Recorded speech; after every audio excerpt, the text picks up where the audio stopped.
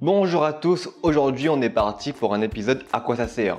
Je sais que vous adorez les gros turbos et les dump valves qui font pshht, mais est-ce que vous savez à quoi ça sert et c'est quoi la différence entre un wastegate et une dump valve? Commençons tout de suite. À quoi ça sert une wastegate? Normalement, vous savez comment fonctionne un turbo. Si ce n'est pas le cas, je vous invite à regarder notre vidéo qui traite de ce sujet. Vous pouvez cliquer sur la fiche juste là et reprendre cette vidéo après. Une wastegate permet de court-circuiter une partie des gaz d'échappement en amont du turbo. En effet, lorsque le wastegate est fermé, les gaz d'échappement vont dans la turbine et lorsqu'elle est ouverte, une partie des gaz d'échappement passe dans la turbine et une autre partie dans la wastegate.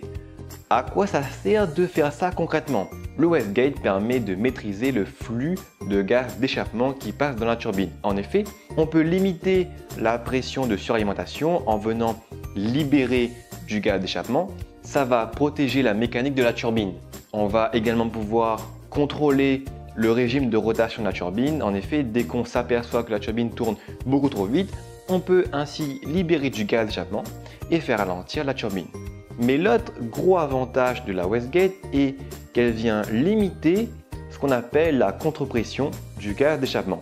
Lorsqu'on roule en mode papy, on n'a pas besoin de la suralimentation et donc la rotation de la turbine va générer une pression qui va venir boucher la sortie des gaz d'échappement.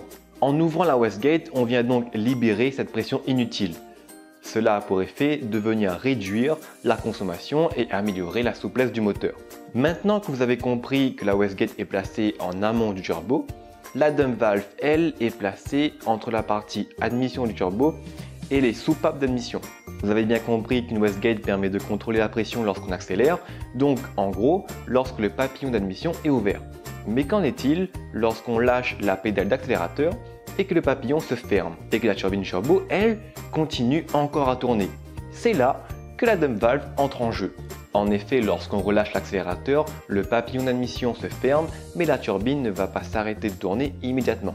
C'est problématique parce que la pression va augmenter dans un circuit fermé, donc ça peut entraîner une casse des turbines, etc. La dump valve, son rôle est de venir libérer cette pression.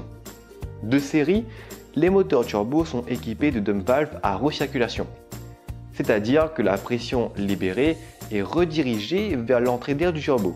Puis il existe des dump valves à décharge qui, eux, vont libérer la pression dans l'atmosphère. On les reconnaît facilement grâce à leurs caractéristiques.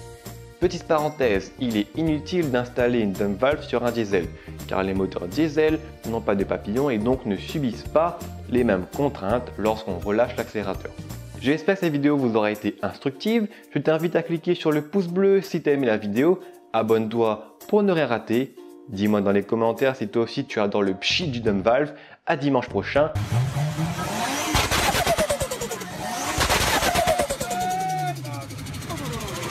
Plein gaz.